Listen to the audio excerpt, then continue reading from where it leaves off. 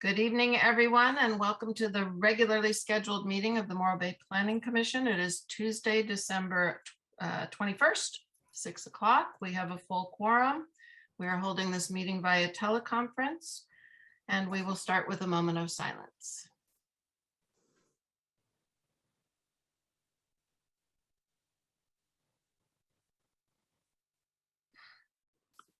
All right, thank you. Next up is Planning Commissioner announcements. Anybody have anything? Seeing none, we'll move on to the public comment period.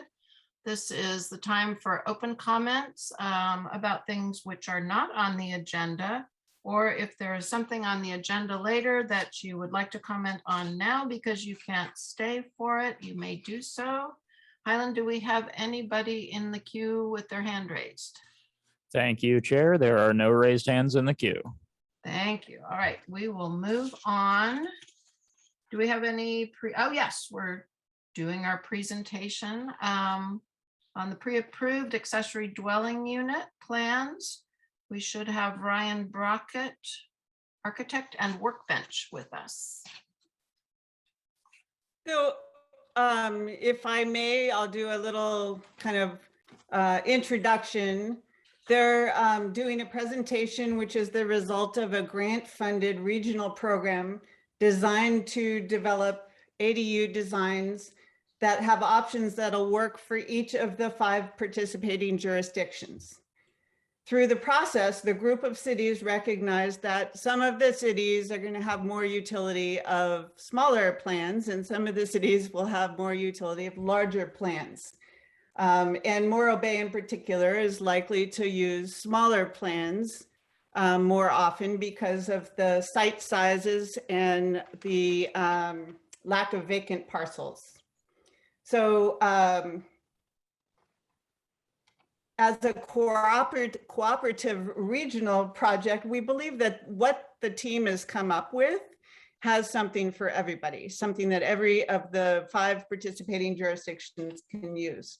So for presentation, we have Jamila Cannon with Workbench, I think Alexandra Schuyler with Workbench, and Samantha Sutter with Meta Urban Design, and they are part of the design team, so they can take it away.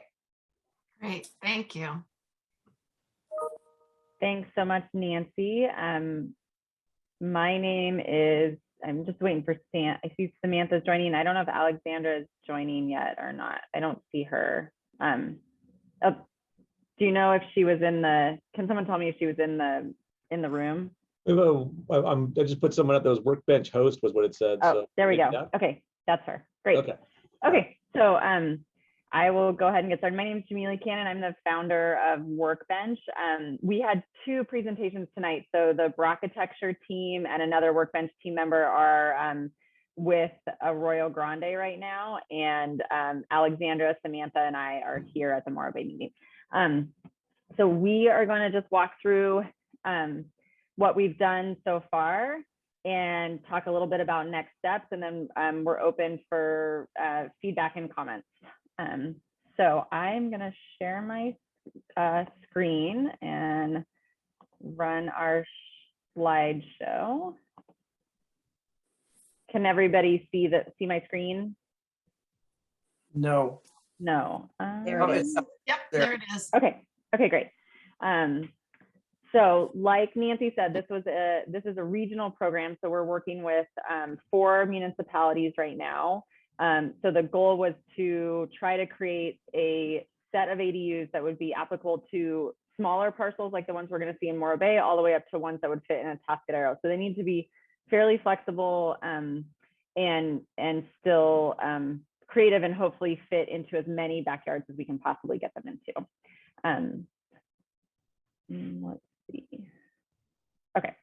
So we'll go over a little bit of background information, and then Alexandra's going to talk about floor plans and architectural styles and exterior design, and then I'll talk about our next steps. So I think we kind of already covered this sheet. It's a grant-funded program. We're working together with those with other municipalities. And then we're also working together as a consultant team. So there's a lot of collaboration on it, on this program. Ryan Brockett or Brocketecture is down in Paso Robles. He also teaches at Cal Poly. I'm a Cal Poly grad. My company is up in Santa Cruz. So we've all been working together with both the jurisdictions and each other over Teams and Zoom and Miro board, which you guys will see a little bit of later in the presentation. So the whole process has been really collaborative. We started off by trying to collect as much data as we could on the different municipalities and their standard lot sizes, how big the homes were in the parcels, and then other constraints like coastal commission or fire sprinkler requirements or maybe all electric desires, that kind of stuff. So lots of background information on zoning code, lot sizes, and then jurisdictional desires. We came up with some design drivers. So how are we going to focus our design efforts on this? Efficiency is obviously really important when you're designing small units. So we wanted to minimize circulation space. We created wet wall cores, which you'll see when we get to the drawings.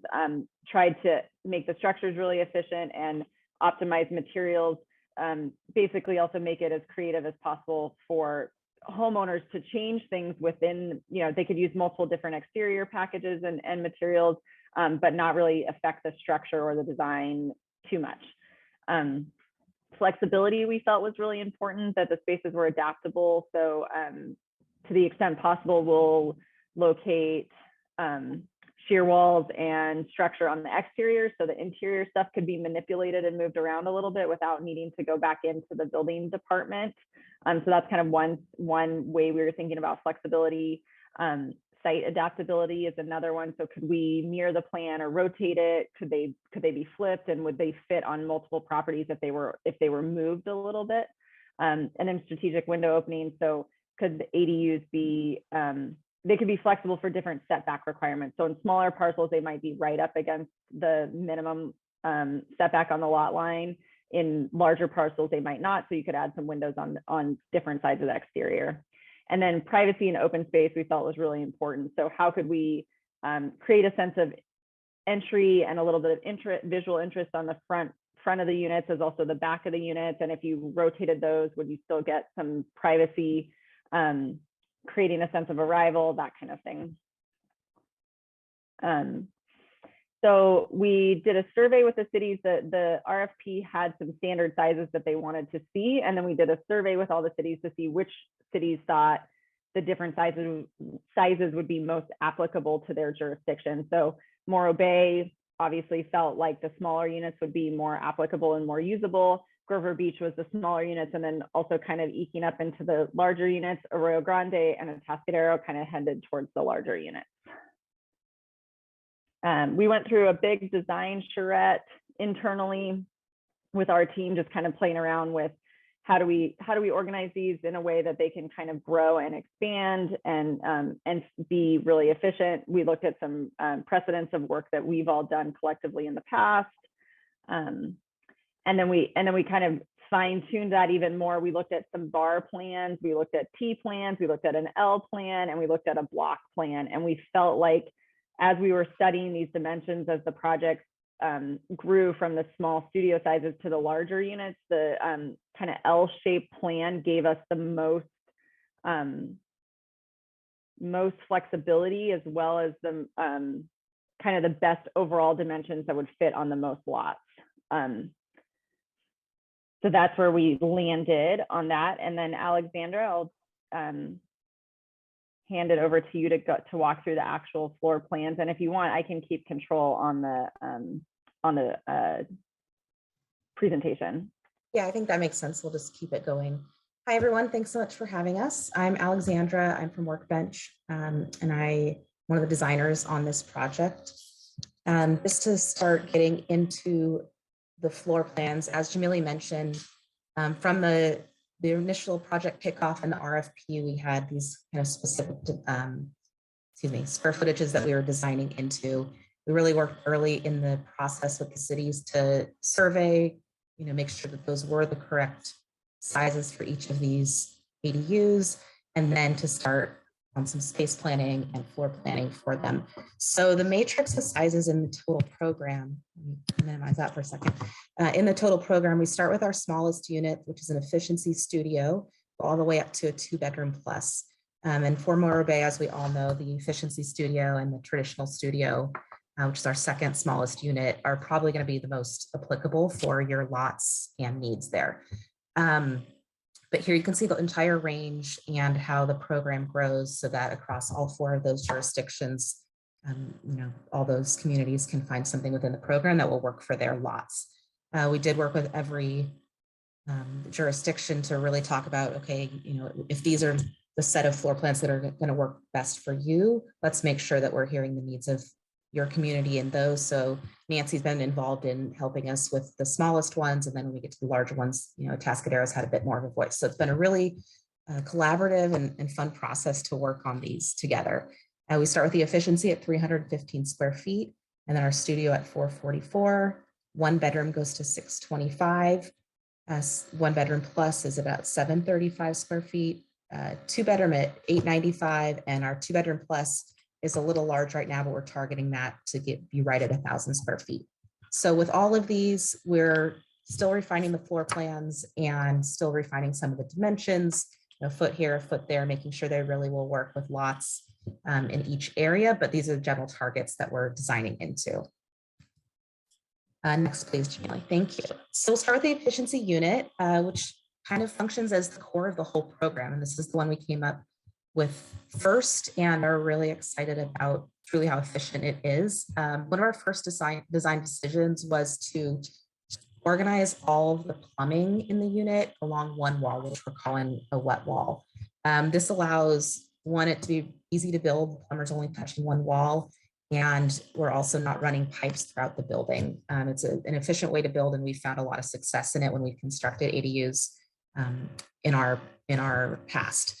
So we started with that. We have in this one a fairly typical sized bathroom. It could be a tub or a shower in here. And then we also have a room or an area up in this top left corner of the bathroom for an optional washer dryer, should a homeowner want that. We've built in 2 areas for storage that are flanking the pocket door. In the main living space, we have an efficiency kitchen here. So it is a 2-burner, pretty small kitchen, but we think it's really functional.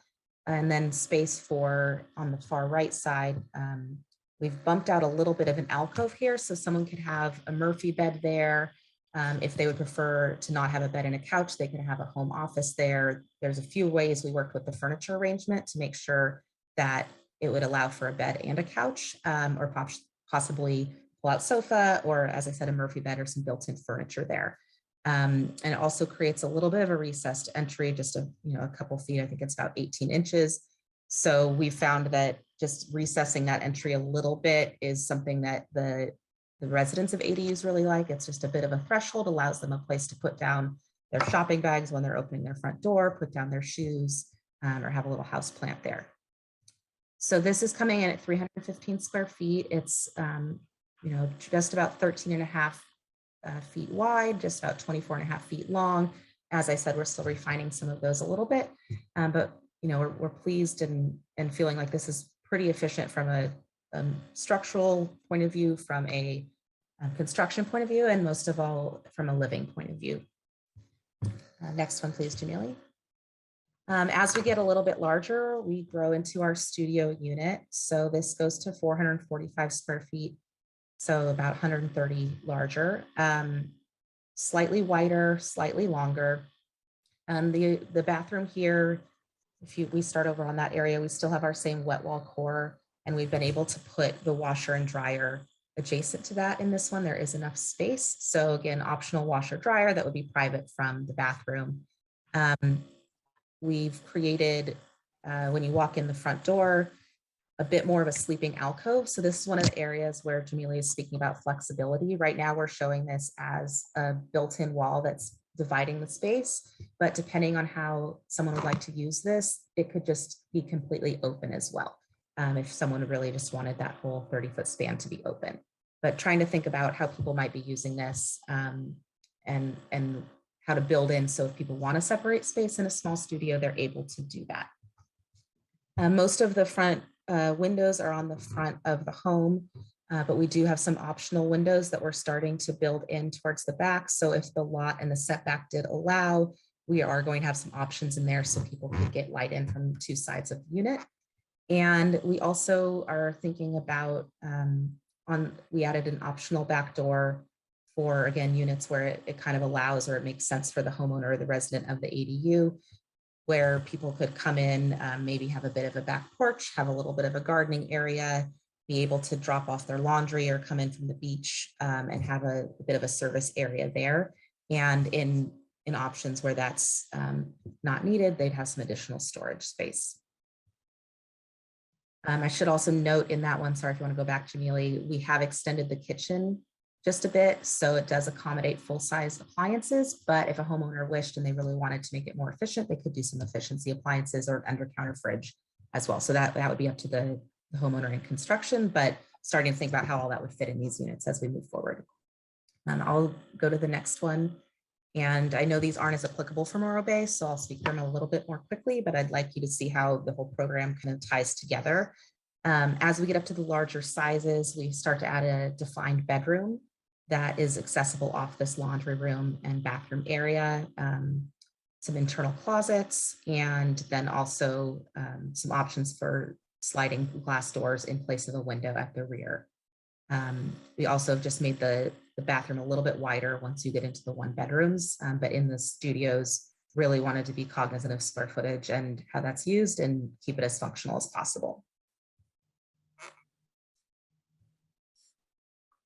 As we get up into the larger units, again, we're calling this a 1 bedroom plus. So our kind of alcove that we had in our studio unit comes back into the living area. You can see here how it's set up for living room use, but up above could also be set up as that sleeping alcove, giving people some flexibility. So this could live as a 2 bedroom, or it could live as a 1 bedroom with a really great living room area and possibly room for, you know, a larger kitchen or maybe a home office if people want that use there. Up into our 2 bedroom unit, very similar floor plan here. We've added a 2nd bedroom to the back, went through a lot of design exercises and decided that by bumping out that back like that, it allows us on many sites for some of the cities that can fit this, they can have windows on 2 sides of the ADU, which is really a challenge in some places. And we're also starting to carve out some outdoor space as we get to these larger units. And we've found that anywhere we can add a little bit of a porch or a threshold for entry, or even kind of a private larger space like this, when people are living in these ADUs, they really enjoy having a little bit of that inside outside lifestyle that we get to have so much here on the Central Coast. We're hoping to bring some of that experience into these small homes. Next one, thank you. And then we go up to our largest unit, which is really, the city of Atascadero has been very interested in this one in particular, but similar concept where we start with our 2 bedroom, and then we have added on where it could either be a full 3rd bedroom or a den, or it can just be a fairly nicely sized living area for some of their larger parcels. So here's kind of where we started, but just to wrap back up, you can see how all the units compare to one another. As I said, in our next stage, after gathering feedback from you all and from all the cities that we've been working with, we'll go back to the team and talk about, square footage, make sure we're really nailed down on that, make sure that our dimensions are really where they should be as far as how they're fitting on the sites. And then we'll start to go into our design development and construction docs after this. Sorry, go ahead. I think that's fine, Jamila, we can go on. The other part of the project that we're really excited about is not just building in flexibility on the floor plans, but also in the exteriors. We really did a lot of digging into each of the jurisdictions in each of these cities and what it means to live on the Central Coast in general. We have a really great range of architectural precedent that allows for a lot of that indoor outdoor living. So we started from that. And then if you want to move on, Jamili, thank you. We defined 4 distinct styles. And we worked with all of the jurisdictions on this as well, got their feedback. We had some fun surveys and voting as far as what they liked and what they didn't like and what they thought was most applicable.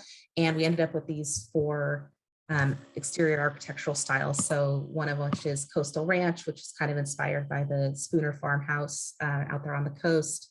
We have Backyard Craftsman, which kind of pulls from Arroyo Grande and even San Luis Obispo and some of those wonderful traditional homes they have there. We have California Modern, which speaks to some of the more modern styles that we see, as well as we find that the style is particularly popular in backyard ADUs. And then our Beach Bungalow, which was really inspired by kind of more modest forms, a lot of opportunities for color and personalization, and really feeling friendly and welcoming as people approach. Next, please. We took each of our, rather than applying the style to each of the sizes at this point, we took one of our studio units and then our largest units and worked through the design in that way. And I'll show you some of those right now if you want to keep going, Jamili. So here's our Coastal Ranch style.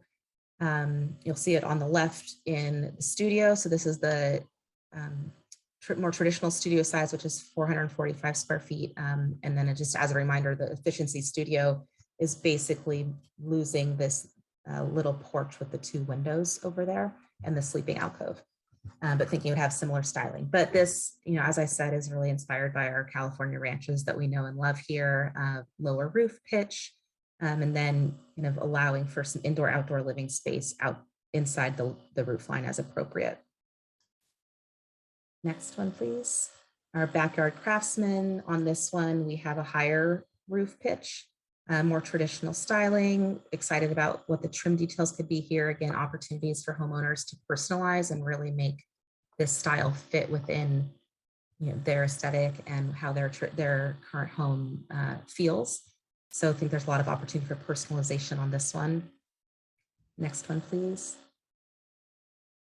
Our California Modern, which is pictured here in kind of more of a 2021 version of Modern that we've seen, but we also think on some sites, people might want to make it more of a, a beachside contemporary, or people can make it feel a little bit more mid-century.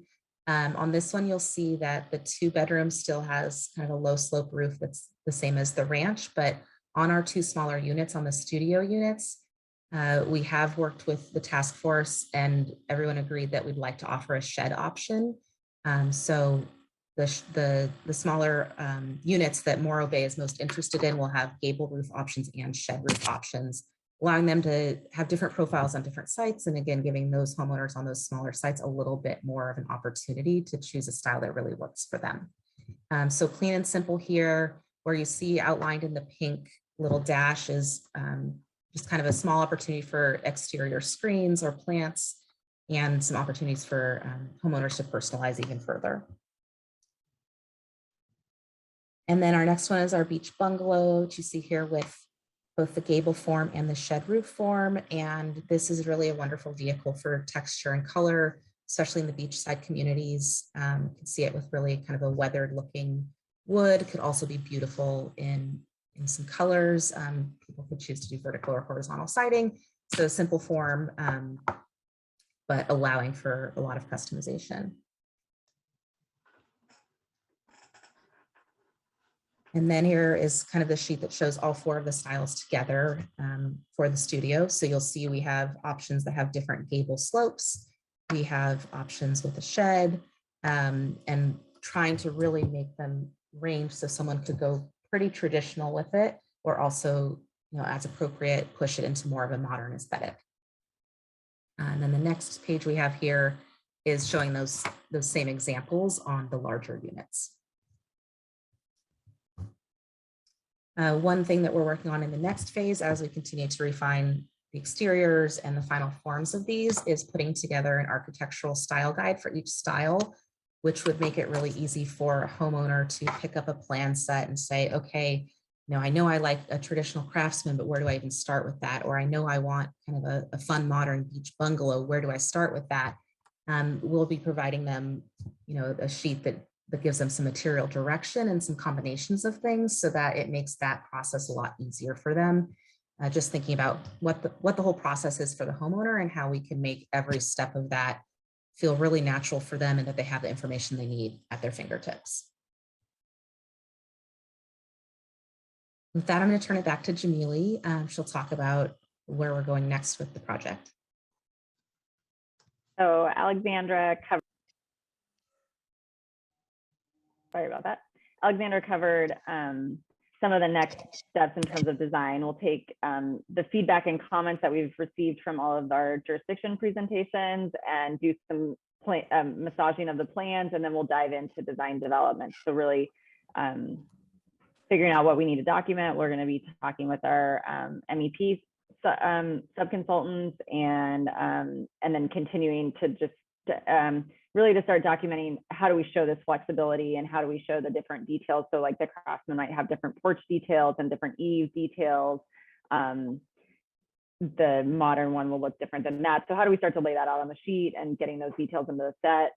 So we'll really be working on that in January and February. And then someone who did not get to present a lot this time around, but Samantha is going to be working on all of the informational materials for the community. So her work is going to take the work that we're doing as well as just an understanding of zoning code and what the current ADU codes are in all of the communities and putting them together in a packet, probably something that's downloadable and available online or something that you'd walk through on each jurisdiction's website.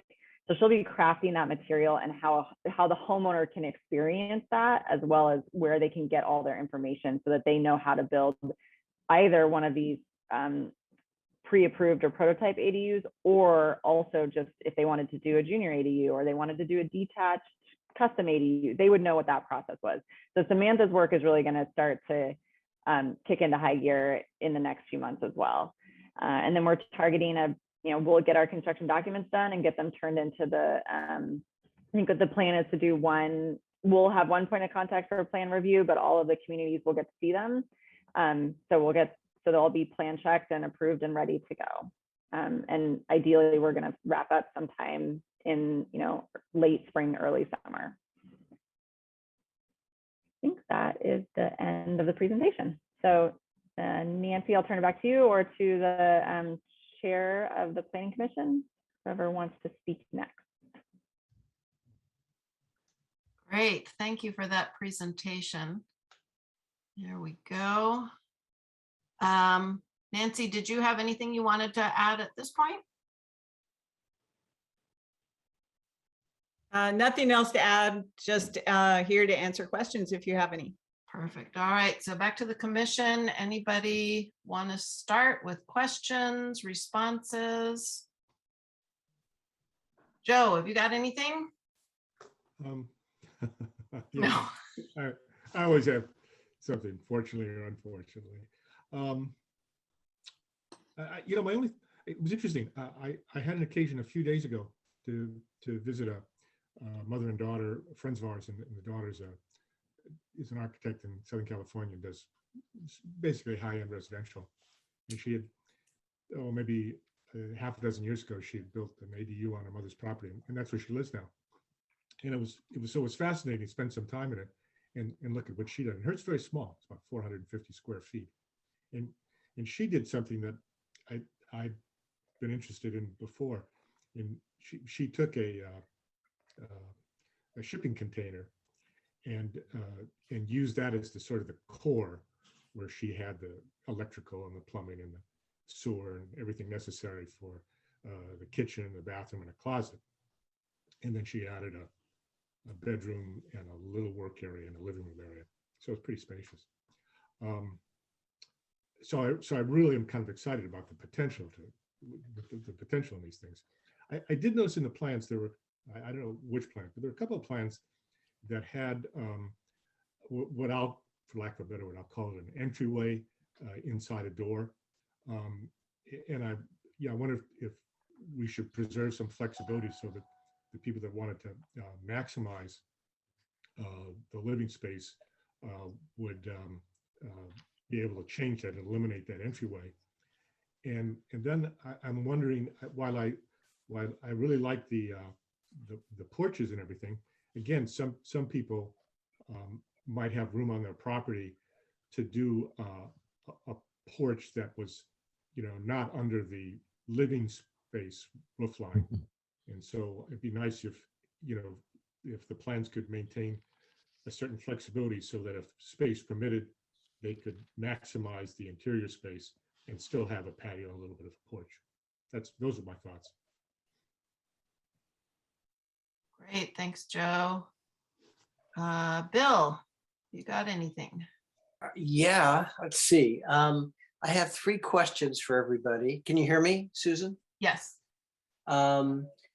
First, thank you for doing this. I think the ADU thing offers really a lot of opportunity, both for density and for affordability. One, could you guys outline the advantages of doing the pre-described unit? In other words, is this going to have an advantage with plan check? Is this going to have an advantage, I don't know, in industrial parts? Is it going to have, what are the advantages of doing these units? 2, I think it would be super helpful to see these units set on site plans, even if they're only, typical. It's never going to be the same, but it would be much more compelling to me to see it how it actually fits on a site. 3, have you guys thought about affordability? In other words, I mean real affordability, not just because they're small or because we can make them efficiently, but is there any way to incentivize like a percentage income affordability, like an actual plan? Those are my questions. Okay. Shall we, would you like to respond to that, or should we go through the rest of the commissioners and see?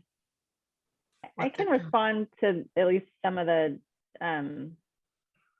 advantages question, and I think Nancy might be able to talk about the affordability a little bit. And then like the comments just about the porch flexibility and showing on site plans, we're just writing those down, and so when we take everything back to the group, we'll discuss all of those comments and see what we can do to accommodate.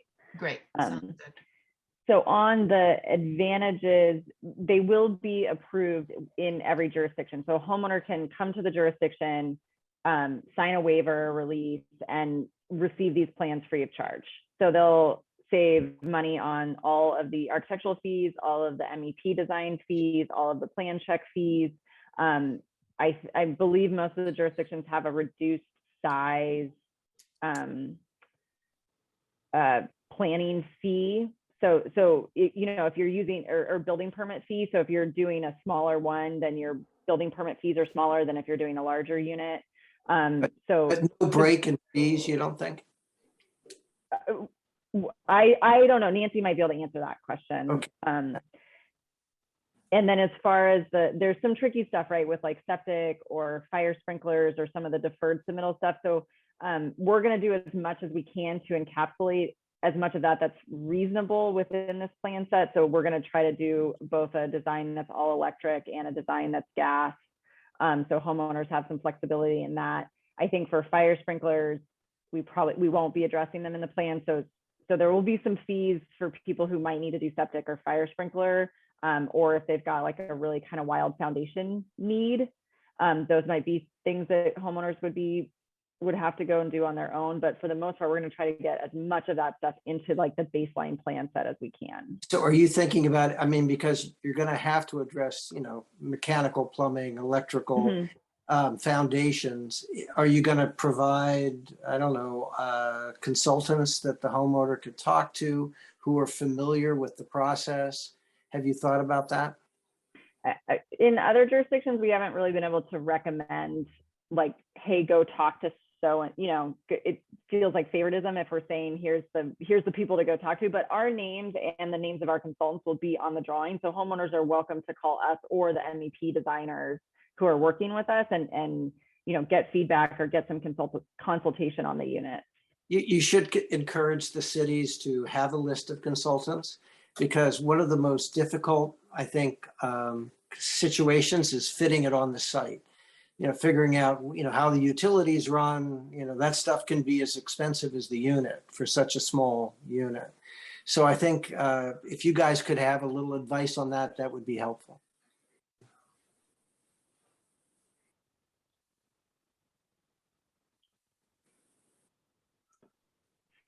I think that those are all of the questions I'm able to answer. I don't know if Nancy wants to answer any of the affordability ones.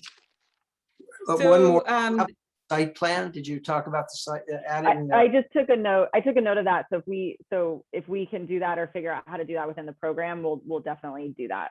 Can you see why it would be helpful? Yeah. So our construction document set will have like a sample site plan on it, and depending on what each jurisdiction needs to have, the way we've done it in the past is we've had a site plan sheet, and the homeowner has had to fill that one out, so they had to draw in the setbacks or have somebody do it for them, and show the utility connections. But we've basically done like a template to walk them through the steps. Yeah, I'm thinking something more like that, just to help people understand how they might sit on the site, and how they fit, side yards, that kind of thing. Yeah. And that'll be part of Samantha's work as well, just to kind of explain what is a side yard. How do you site a building? Like that kind of stuff will be in Samantha's documentation too. Nancy, did you want to respond to the affordability question? Yeah. So an affordability, right now, these are considered affordable by design, and there's no mechanism through state law that allows us to require and or track affordability. So there's, for the housing element reporting, there's kind of an assumed percentage of ADUs that are assumed to be affordable, and we get to count those even though there's no evidence. But in the implementation plans for the housing element, which is currently a work in progress, we are looking at ways, it's a little bit of a give and take. You have to incentivize someone in order for them to commit to something. And affordability for any unit really needs to be deed restricted, or we don't have any control over it. So we are working on those kind of ideas.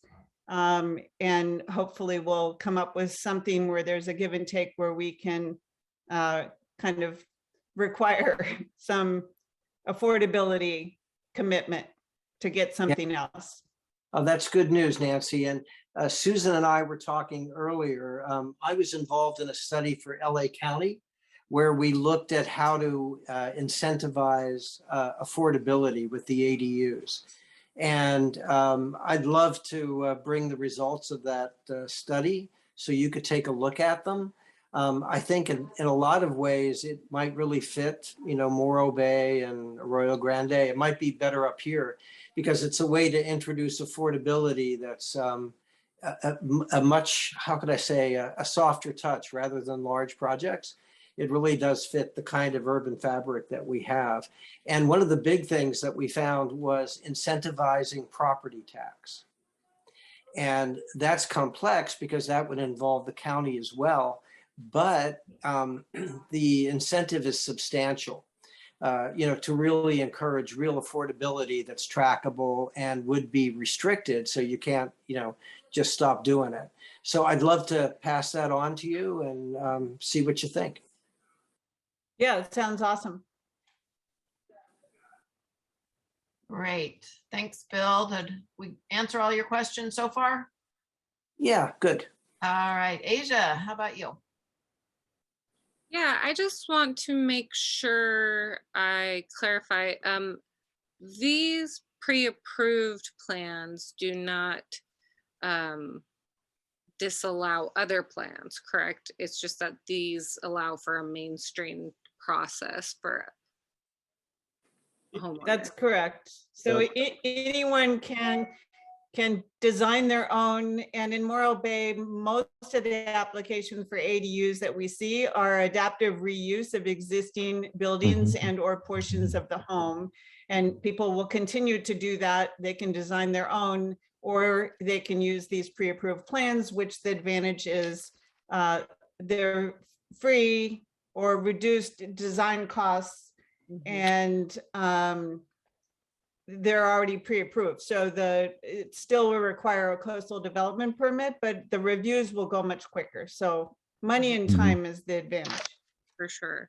And does one of these plans, maybe the smaller efficiency, does it, now that I hear you saying it, a lot of ADUs are converted maybe from a detached garage or an existing building on a property. Do one of these plans fit closely to be adaptable to that kind of situation? Say someone has a detached garage, could these plans be The garage sizes are so non-standard, and the placement on the sites, that would really be difficult to do.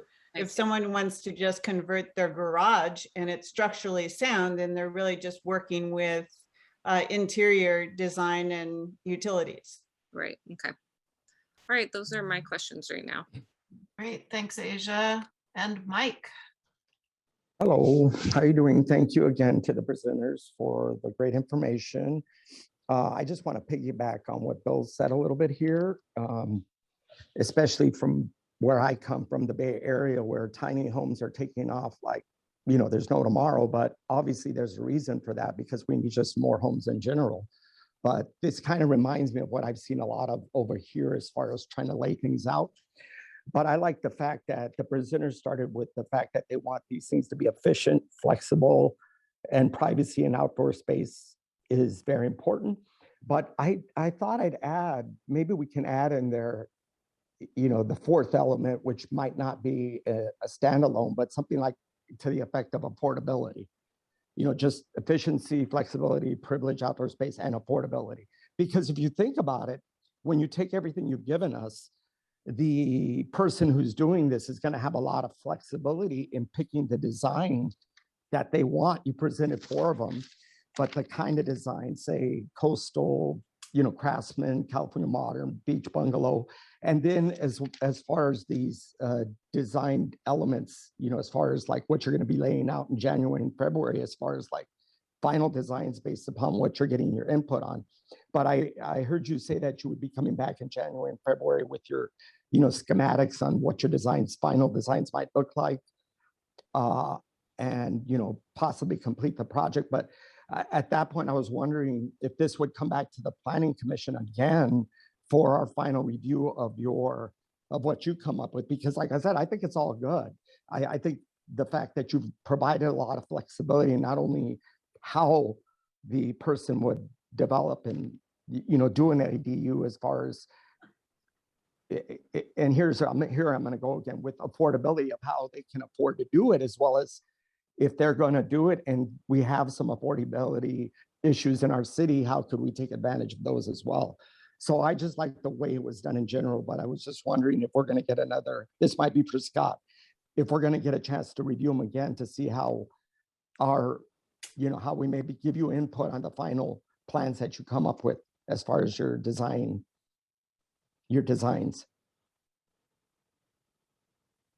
Scott, do you have a response there? I'm trying to get back on. Yeah, I don't think we're scoped to bring it back to you in the contract through the process. So certainly staff could bring it back potentially to show it to you. But really we're taking the input now and then trying to finalize the design so we can move to construction documents and that type of thing, as was indicated in the presentation. So okay, then given that, then if this is going to be our only shot, I think that everywhere in California, you're going to have this issue of affordability. Affordability shouldn't just mean affordable homes. It should mean how much does it cost to do this? I think that's what Bill was driving at. How much does it cost to do something like this? Or somebody was driving at that. But I think there should be some kind of affordability element to this, not just for how much it costs, but if it falls under affordable housing, say. So if we could build something like that in there, I think it would be perfect. It's just going to add to what you've already given us.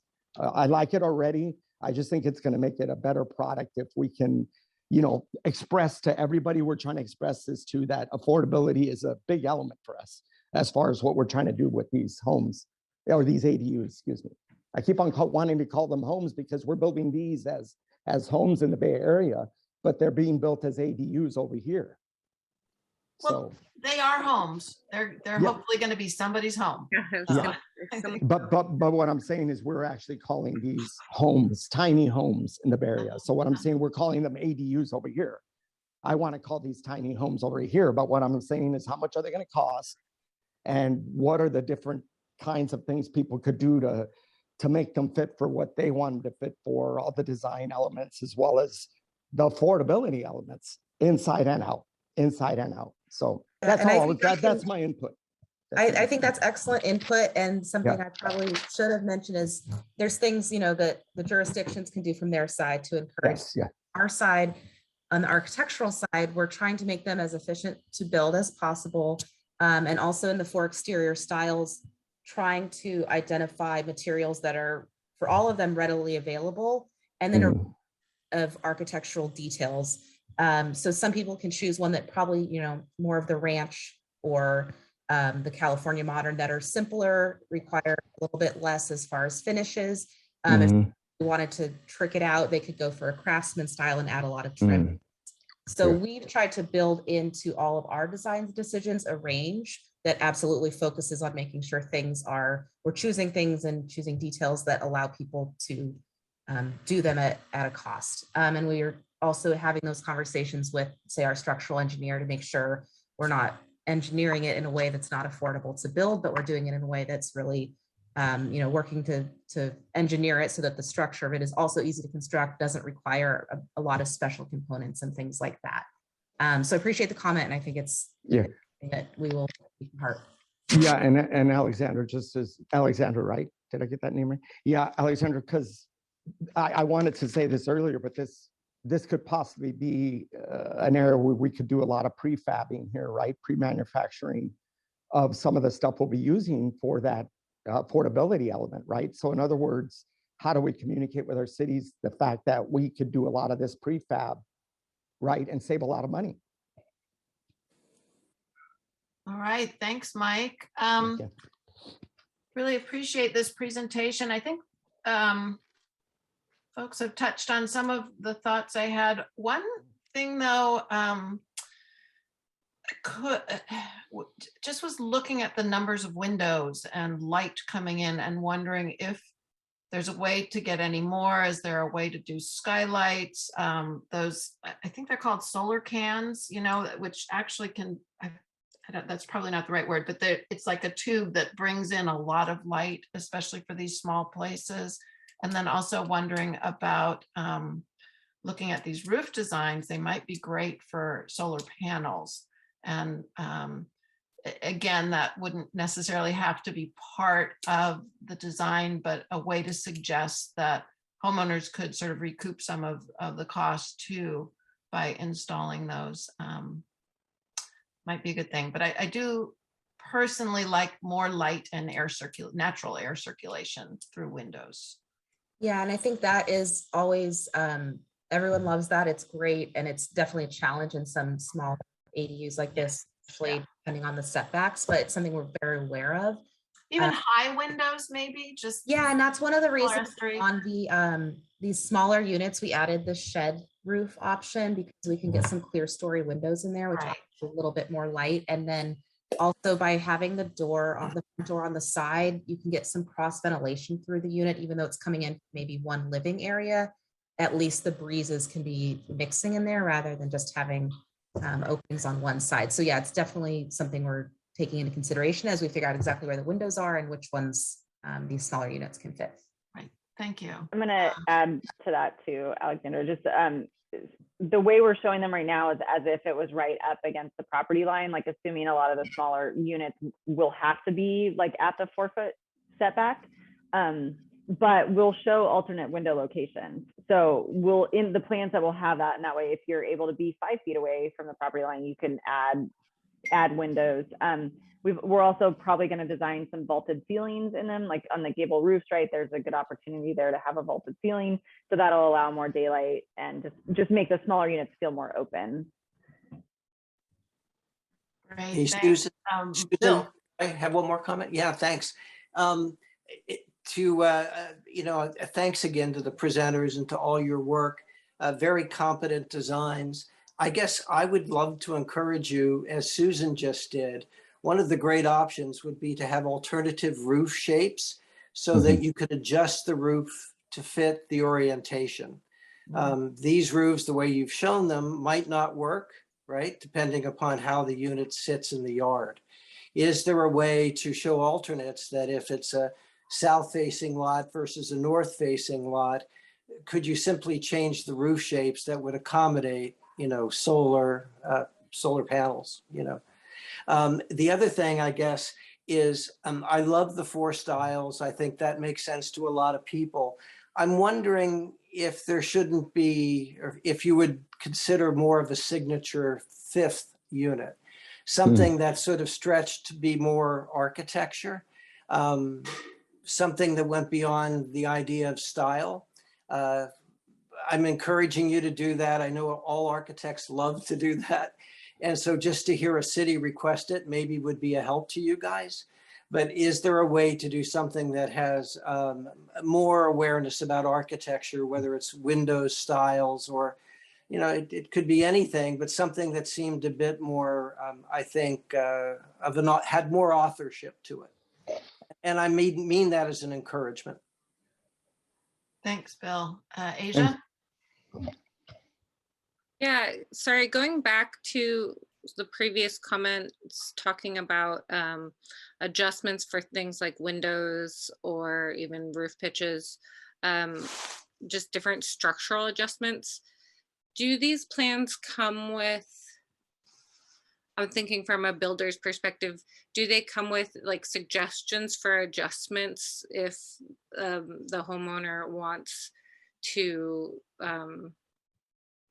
wants to integrate some other elements? Do these sort of plans come with like instructions or a manual of here are some other things you might do differently or some things that are flexible?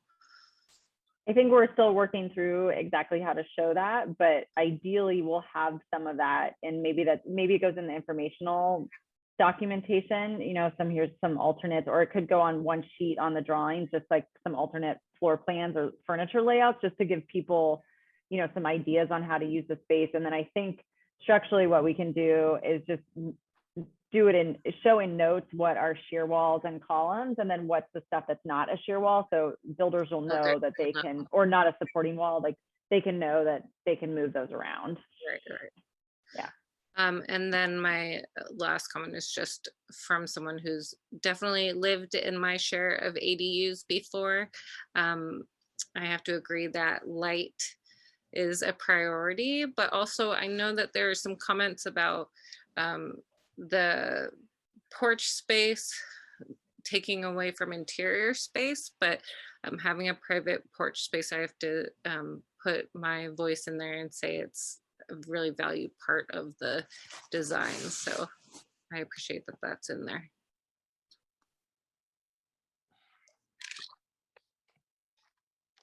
Sorry, Mike. And Susan, your yeah, hand up. Susan, yeah, I just had one more comment. Sure. And I'll jump on the Susan and Bill bandwagon as far as lighting, natural lighting, because I bought a home in Morro Bay, and during the day, all of my light is natural lighting because of solo tubes and natural interior lighting coming from the roof. So again, I just thought about it. But when Susan spoke and then Bill, I didn't see enough of that in these. But I want that option to be in there if possible, as many options as far as natural lighting, tube lighting, solo tubes, I think they're called, Susan, when they come from the roof, because I have like 3 of them in my home and I never have to turn on a light during the day.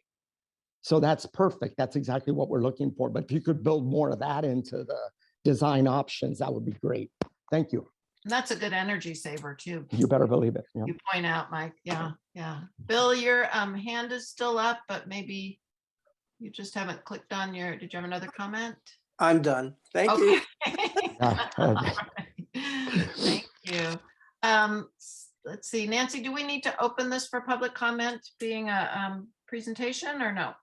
Commissioner Stewart, I would suggest that that you do that. All right, then we will now open this for public comment. Hyland, do we have anybody waiting to speak on this? Thank you, Chair Stewart. We do not have any raised hands in the queue. Perfect. Thank you. Then we will close public comment.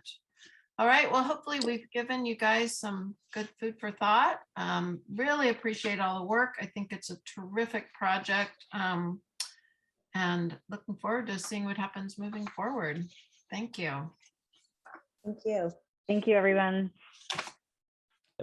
Right, moving on to our consent calendar. We just have the current and advanced planning processing list.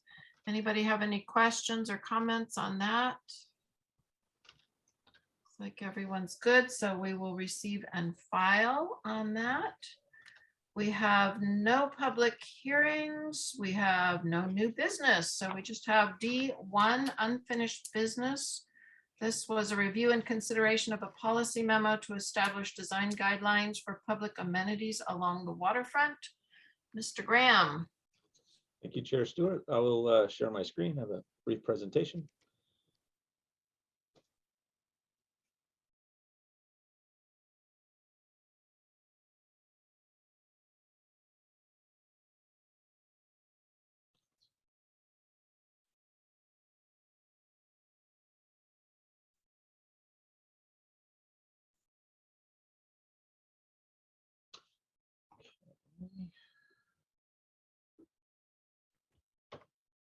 So a little bit of background.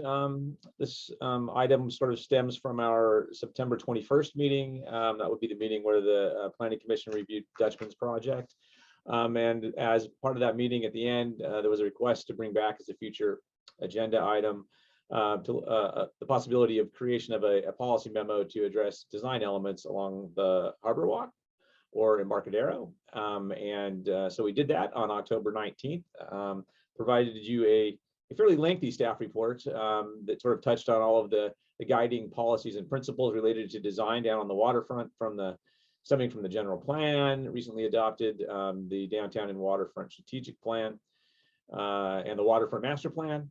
Out of that meeting, the Planning Commission discussed options for providing feedback, provided a lot of design examples in that staff report as well, and the Planning Commission agreed to provide written feedback to staff, which I would then bring back at a future meeting. That's today. And I think, excuse me, we did receive written correspondence from Commissioners Stewart and Graffia and Roshan. And that input is provided verbatim in the staff report.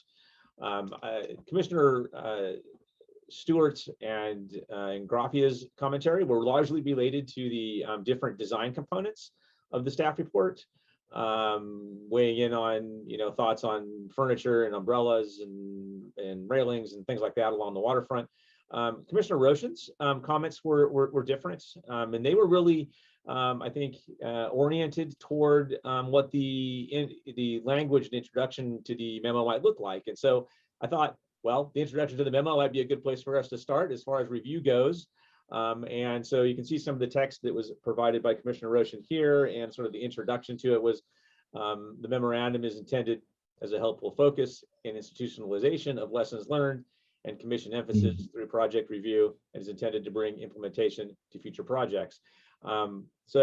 And then there's 5 items underneath this. And so I think, the idea would be to try to kind of lock in language related to the written portion of the memo.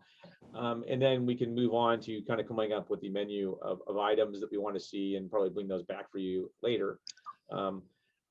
Commissioner Roshan, as opposed to me reading off all of your comments, and I didn't ask you about this, so I apologize if I'm ambushing you now.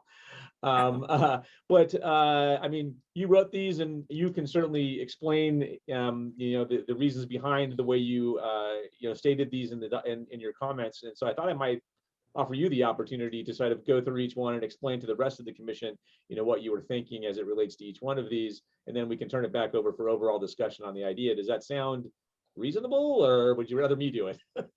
Well, Scott, I'd rather you do it. I want to see if it's translating. So, Okay. All good, Commissioner Roshan. Thanks for the option, though. Yeah, no, okay. I just wanted to watch you looking at me kind of weird, when I was reading off what you had written. Okay, so we'll start with the first item, and it talks about event spaces, and I think Commissioner Roshan has mentioned this at our previous meeting on this in October, and it says along the walk are to be encouraged and required where appropriate, an effort to provide spaces of varying capacities and scales. You know, this idea that we create certain event spaces along the Embarcadero, I think, is one that seemed to resonate with the rest of the commission, and so having something that reflects that in the policy memo makes sense to me. I'll be curious to see what the rest of the commission has to say about that. The number 2 item is the fishing village narrative, emphasis through encouragement and requirements to preserve and repurpose our harbor history, artifacts, piers, and structures. I mean, this kind of dovetails right in with that Dutchman project and preserving a portion of that pier and recreating that. I think that's the great example of number 2. I don't think I need to explain a whole lot more of what that might look like, since you just did that in a recent project. So it would be things similar to that along the waterfront that sort of speak to our history, the fishing village history, and preserving and moving those things forward. Items 3 and 4 are a little different, and those sort of deal with things that the commission is going to need to discuss in greater length. Number 3 is custom graphic umbrellas for identity of the Harbor Walk, branding with a combined effort for passing recognition, and promotion, wayfinding, and clear public space definition through vivid graphics in public spaces. So, I mean, we had kind of a lengthy discussion at the last meeting about umbrellas and what we want them to look like. Do we want to have a specific color that designates the common areas, the public areas there? Do we want to, have the wording on the umbrellas that says Harbor Walk? Where do we want to go with that? I know Commissioners Ingraffia and Stewart weighed in on this, and I'll let them, also speak to this when we sort of talk about all of these items here in a minute. 4 is the menu of furniture and planters for selection and inclusion in all Harbor Walk adjacent project submittals, including a menu of existing furniture and planter choices that are favored. I think the idea here is that we develop that menu and we have the Planning Commission agree to that. And it's not the end all be all, I don't think. I think it's sort of an iterative process over time, and it probably will morph over time, and we'll add things to it, maybe take things off of it as we see projects come forward. But I think coming up with an initial, set of sort of menu items for people to choose from for their projects makes a lot of sense. And then the last item, item 5, it talks about planting and furniture plans, and it says required for all Harbor Walk adjacent submittals with an emphasis on zero encroachment into the public way, longevity and maintenance, and protecting optimum views through to the harbor walk and commercial establishments and venues. I think all of the planning commissioners, I think this is a nice job, Commissioner Roshan, on this one. I think all of the planning commissioners, expressed desires along everything that's written in this item. So I will be curious to see what you have to say related to this. I'd like to break the maybe the back and forth or the maybe commentary from the Planning Commission into 2 phases on this. I'd really like to get some buy-in and discussion from the Planning Commission at this point in the presentation, and I'm going to stop sharing my screen now. And I can certainly share it again to bring the graphics back up, but I'm going to stop for the moment anyway. And my idea here would be to have you discuss this sort of introductory language and see, is there things you want to add to it? Is there questions that you have for Commissioner Roshan about what they mean and that type of thing? And then I'd like to, the second phase of this would be to look at items 3 and 4 in a little greater depth and talk through those a little bit, and then to get some input from the commission specifically on those 2 items. So with that, I'd like to hear what the commission has to say regarding sort of that introductory language. Mike, I see your hand up. Yeah, let me lower it. I always like to lower it. That way I don't forget to lower it. All right, so I totally like Bill's introductory language. I remember when we were dealing with Dutchman's, that was the first major, I guess, harbor walk or harbor front or waterfront. I should say I guess they were redesigning it or redoing that area there, Dutchman's, and then we had the Dolphin Shirt Company. And so that was a big deal, I think. So what I was looking for and what we were able to find was some, where we came together and agreed on some certain elements we'd like to see is in recreating the waterfront there. But what we were looking for, I think at the end of the day, and what all of the comments to so far have kind of express is a desire to have consistency. So when we do stuff there, we're consistent with how we're doing umbrellas, garbage cans, the graphics, maintaining the fishing village, event spaces. So we were kind of doing all of that in that one project. We were trying to, kick the ball off so that when we did this in the future, when we dealt with another project in the future, we had a baseline somewhere where we could start. So I think Bill did a great job in capturing what we were trying to do. But I agree with Scott that we can come down maybe and really look at the other items to figure out what we'd like to see in general. But I wanted to get the ball rolling, Susan, because I didn't provide comments. You and Bill did, you and Joe did. I didn't because you guys had really had a lot of experience with the waterfront and the Harbor Walk, and I hadn't. That's the first project where I did. So I wanted to see you guys, you, Bill, and Joe really get the ball rolling, and I was just going to jump on board, and I kind of did. So I just didn't want anybody to think I didn't care about this because I did. And I did read all the comments, but I wanted just to express myself up front that I totally agree. And I think we got it right with Dutchman's, and we want to just be consistent moving forward. So that's it for me. Totally appreciate that, Mike. Okay. Yeah, no worries. Joe, have you got any comments on these two introductory Yeah. parts here? Yeah, I certainly agree with the sense of it. I have difficulty trying to come up with other spaces like the space we addressed a few meetings ago with the preserving the actual pier wood and but certainly if those kinds of situations come up, we should give some thought. Again, I don't know exactly what we would do with these is open space events, but that's for the future to tell. We should certainly be prepared to if somebody comes up with a cool idea for an art installation or I don't even know what, but I think actually I'm thinking about it. I had some friends go down for and watch the Christmas boat parade, and apparently said it was really crowded, and they had difficulty finding a spot where they weren't shoulder to shoulder with people. So there's a reason to try and create a little bit more open space with the view of the harbor. With respect to you're preserving the fishing village narrative, absolutely. Whenever we come across any kind of an artifact that just smacks of a previous age of Morro Bay, we should do our utmost to try and save it. And if we can't figure a way to save it on the actual harbor walk, then put it someplace else till we can figure out how to do it.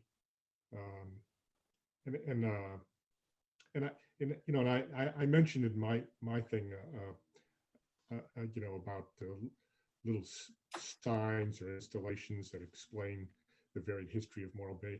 I was in, we were somewhere up in the San Juan Islands. So it's a kind of an environment that's really sort of similar to Morro Bay.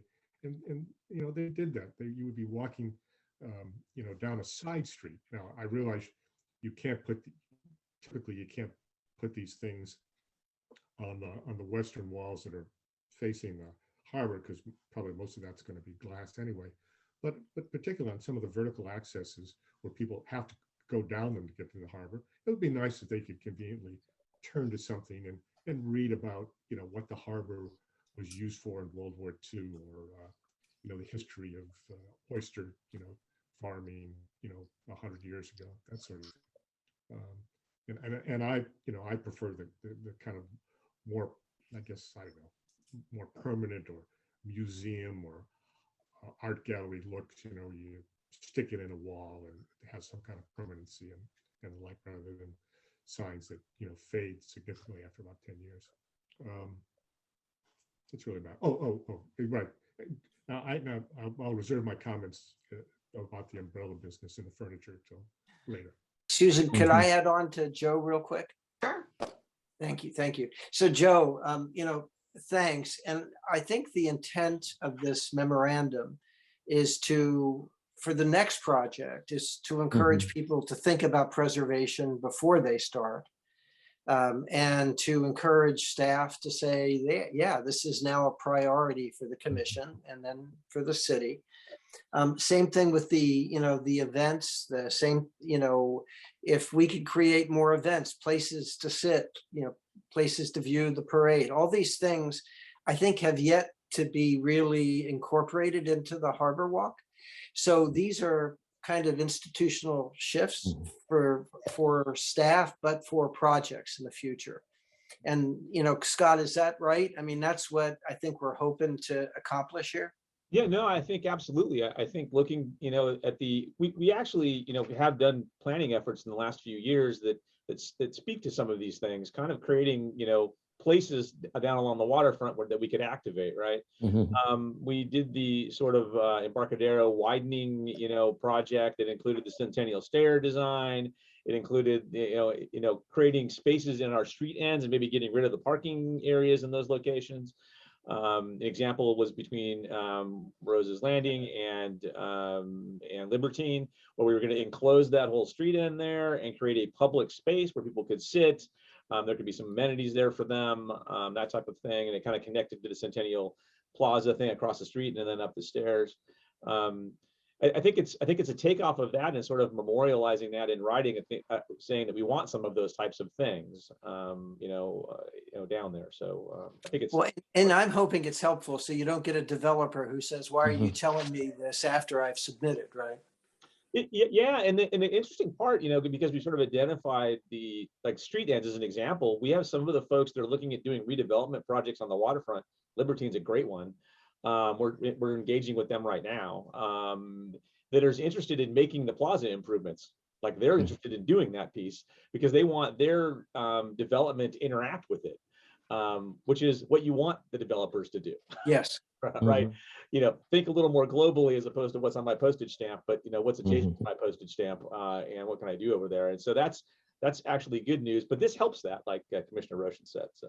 Well, and then I'm also hoping that as we do other projects, this grows incrementally, that we, with real experience, we can, fine tune another memo that maybe makes it even more clear what the opportunities are. So, I think this is not a single one-time thing. I think this continues to grow. Scott, yeah? No, I agree. I think, we will have a pretty, this effort probably in the next couple of years will come forward for us to update the waterfront master plan, where we'll be able to memorialize some of these things in a larger planning document. But I think we might always have some of these types of memos moving forward because it allows us to make change and to focus things and make tweaks. And in fact, that might be something that gets incorporated into the waterfront master plan, is our ability to make some of those changes without having to go back to revise the document. I think these are good processes to follow. As we learn more about what the waterfront wants to be, or needs to be. Asia, did you have any comments here? Yeah, this is a new, a new project to me, but I read through all of the comments.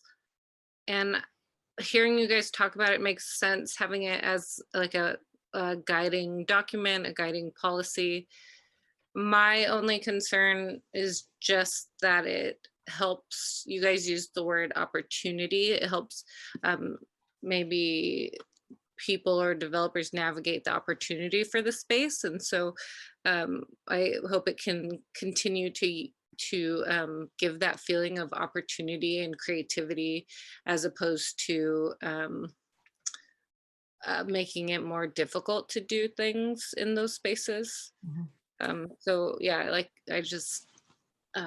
the word opportunity and creativity down there, but within the boundaries of, I'm thinking about, I think there were comments about the park benches or the design of the bike racks, keeping it within that fishing village vibe, or within that preservation of Morro Bay's history, but with opportunity for creativity. So I don't know if that makes sense, but That's great. No, that's good. Um, I would, I'm glad you mentioned the street ends, Scott, because as I was thinking about encouraging event spaces along the harbor walk, I think of the harbor walk as being that back walkway behind all the buildings adjacent to the harbor. I want to make sure that is eventually a clear and complete and open space for people to walk, to view, you know, what's in the harbor, certainly the lighted boat parade. There would have been more spaces if it had only been continuous. And I want to be careful that we aren't asking the leaseholders to make those spaces even bigger, you know, that we have a sort of a minimum width along those spaces, that we aren't sort of expensing them out too far to make the bigger spaces. Using those street ends for those openings is perfect in my mind, you know, and eliminating parking in those little areas would be great. So definitely appreciate the idea that we are looking for more places for people to be outdoors, but hopefully without impacting the folks who have these leases and need to make money off of them as well. And then in terms of the fishing village narrative, I'm always a big supporter of history, just with a reminder that we are also a living fishing village. We continue to have fishermen who, this is their livelihood, want to make sure that we continue to support that in every way we can. So I think that would be my comments on those first two items. Anybody else? Anything further on those? So maybe we move on. Should we talk umbrellas? Yeah, I mean, I can bring the presentation back up, but I think really what we're talking about here is getting some input and maybe, you know, hearing the commission's thought on, do we want to just simply brand them Harbor Walk and have that placed on them for the ones in public spaces? Do we want to come up with, I think I wrote in there, we could come up with some sort of logo or something that goes along with that sort of is representative of that. That's a little more work and take a little bit of time to do. So it's not something that we could really implement like tomorrow. I don't think it would take too long to do that. Or do we want to go with a color or a color palette for the umbrellas? Getting some kind of input on that would be good. So for me, and I think I expressed that, I like the idea of just, you know, stamp them with the Harbor Walk so we have that consistency, so that you've identified the Harbor Walk as a public area. And if you have that little Harbor Walk logo on an umbrella of whatever color it is, it suggests, oh, this is another one of those open areas versus what some shopkeeper might have on their umbrellas. That's just my, you know, keep it simple, but also consistent and help visitors when they see the same thing over and over. It starts to, you know, get into their mind that that's the experience that they're having. And Bill, you had your hand starting to go up, I think. Yeah, thanks. Scott, do we have any kind of graphic opportunity in-house? Do we have anybody who does graphics? We don't really. I have a couple of folks outside that do graphics that it wouldn't be too expensive. Do we have funds that we could get a couple of, I'm not saying some big giant effort. I'm just saying, my experience is you need graphic help. I do. I need graphic help. Well, not just you, but we all do. We do. I agree. What about the Tourism Bureau? I mean, that's kind of their job, is to sort of brand and provide graphics. And I mean, I could talk to them. Sure. I mean, I don't know what the kind of assistance they have in house. So I can ask. I think, you know, especially if we have some funds available, I think it's modest. The thing that would be great is if we can get a couple of options, maybe, you know, after staff reviews them, to run them by the commission, then we can kind of all see, is this going to work? Is it going to be effective? And we can offer our best advice to say, yeah, what we're trying to do is identify the Harbor Walk, celebrate it, and make sure that public space is clear. And I think that's Susan's comment, is what we want to do is make sure that people know this is public, not private. And that's what some kind of graphic on the umbrella, I think, would accomplish. Scott, do you have that Harbor Walk logo that exists? It's like the little footprints and I think a wave. We have something. I mean, you probably don't have it right in I know front of you. exactly what you're talking about, but yes. Yeah. Bill, can I ask you a question, Bill? Yeah. This is Mike. Would that include the benches and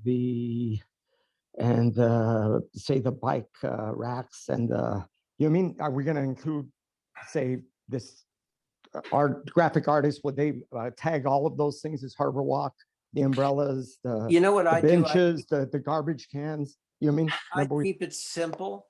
Yeah, And that's I'd what I'm start saying. with the umbrellas. I think Okay. the umbrellas are like vivid and, they're going to be evident, and we're going to get a lot of bang for our buck on the umbrellas. The benches are cool, less so. The trash But we have a cans, lot of garbage cans though, too. That's the other part. yeah, I mean, we hope- could do all of that, but I Yeah. think the thing that would be transformative and easy and quick would be the umbrellas. So I wouldn't expand it just yet. Maybe we Okay. try the umbrellas first. Scott, do you have a take on that? Yeah, no, I like the idea of the umbrellas. I think Okay. they really can enliven a space. They're colorful, and I think they draw people's attention to them, especially if we have some kind of logo or graphic on them that's sort of representative of the Harbor Walk. I think that's a good place to start. And then we could, I think we Okay. can take a look at that and see if we want to roll it out to other things. Like I said, Right. my feeling is the process is iterative, and it will grow over time or shrink over time, depending, I guess, what we do. But I think we should start somewhere, and I think that's a good place to start. And it's not expensive. So. I have a quick question. I can't remember, but those flags that you see on like light poles or whatever that have like the branding of a district? Do we have those down there right now? We do. The chamber, and I think Erica Crawford's watching our telecast right now, recently put up holiday banners on them, on several of the ones in the downtown, and I think down on the waterfront. So we kind of identified where all the poles were, had to change out the brackets to get it all work, and then she went and got those, and I think our folks might have put them up. I'm not sure. Because if there's some kind of cohesive branding between that and the umbrellas, if there's a permanent sort of flag that's there the rest of the year, They have a series of them. There are various ones that have been put up at different times. There used to be events like when we had the car show banners would go up. We'd also talked about doing, I always liked the idea of banners in the various parts of town that were somehow identifying those parts. So you had the Old Town, the Embarcadero, the North Morro Bay, even Quintana, and then they could be tied in with wayfinding signage and maps, but that never really realized. The umbrellas are an opportunity to identify that branding that might be able to be consistent across those sorts of markers. Yeah, even just a little logo in the corner of each of the banners that maybe was seasonal or event based, that again identified here we are at the Harbor Walk. We need August competition. Well, the thing I think that could be really powerful about the umbrellas is they're actually going to occupy the space. So it's not just an announcement or a sign, but they're going to be where the public space is. And I think that's powerful spatially, it's powerful architecturally. And I think the fact that it also does two things, it identifies stuff, but it kind of enlivens space, right? It kind of suggests, come sit here, right? So there's something really, I think, effective about trying to expose the Harbor Walk rather than making it too much about the stuff in the front. So I like the idea of more subtle connection. You know what I mean? So it doesn't become decorative. It becomes actually a kind of a functional logo, if I'm explaining it. Yeah. Okay. Shall we move on to a menu of furniture and planters? Let me see here. So that menu item, that's number 4 on the list. I think Commissioners Stewart and Graffia spoke specifically to all of these categories here, and certainly can do so now, I suppose. The list of items that was kind of on there was, benches, trash and recycling containers, railings, the bull rail edges for the wharfs, bike racks, other furnishings like tables and chairs, umbrellas again, paving and what that might look like along the waterfront, decking materials, plantings and planters, lighting. I think lighting, we all kind of agreed that we want the warmer Kelvin scale of lighting. I think that's probably easy. Don't have to do much with that. Commissioner Graffia, you were just talking about the interpretive signs, and you had a different idea about, maybe you don't like them so much in like the corners on the Harbor Walk. You prefer them mounted on the wall, perhaps. And you spoke to that a minute ago, so that's maybe a little bit of a different thing there. Again, I think you two commissioners, at least Commissioner Stewart and Ingraffia, spoke specifically to many of those items. I think ideally getting some input right now from you on, what your thoughts are on those. It's a big kind of get though, right? Because you don't really have, in the staff report, there's a lot of examples, but those are samples kind of put together from current documents that we have. And then maybe weren't necessarily put together with the thought of placing those things on the waterfront necessarily. So it might be a good idea to get some of your input as it relates to materials you'd like to see in some of those categories. And then let me go after hearing what you have to say about that. And then I can come back with a menu of items that I can show you and like, hey, under each category, these are some items, not the end all be all. Certainly you can come up with other ones, but I'll give you 4 or 5, items in each thing. And that way you can choose from those. And then we can pick the ones we like the best, get rid of the ones we don't like, and go from there. I think it's probably a lot easier to do that than maybe to try to pick them right now, given that we don't really have that kind of comprehensive list based on input that you provided. So I'm happy to take whatever input you have in those sort of categories, and then we'll go back and kind of work on getting you that menu to pick from next time, and you can just literally go through and pick the ones you want, throw the ones out you don't, and we can start with that.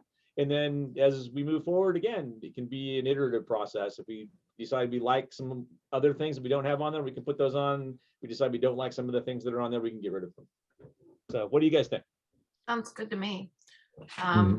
Just in general, I personally like the looks that are lighter and more flexible. I'm not a big fan of hunky concrete, benches and that sort of thing, but I can also see how maybe they're easy to clean and durable, but maybe not as aesthetic or easy to sit on. So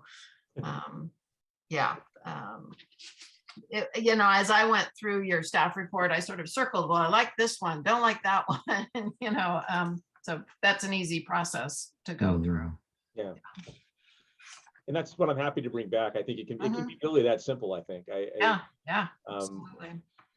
Just in thinking about the stuff that I did provide you previously that was put together as more of the background, where we have where the design concepts come from in our land use documents that we have. And that was really more the intent behind that, and to get you thinking along those lines. It wasn't necessarily to, hey, here's an example of something we should choose. I wasn't really doing that. And so if you look at those and you're like, wow, that doesn't really feel like Morro Bay, I'm right there with you.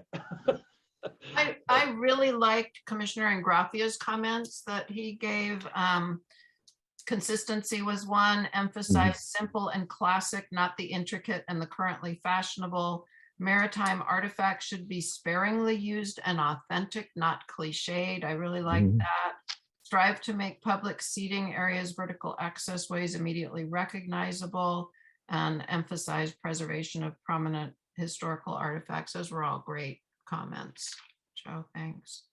Yeah, I certainly, I don't have much more to add. I mean, really, it's likewise, the notion of benches and trash cans in any sense being concrete and monumental and massive, that just doesn't seem appropriate given the informality and the supposed friendliness of Morro Bay. Things should be light and airy, that sort of thing. Give some thought to comfort.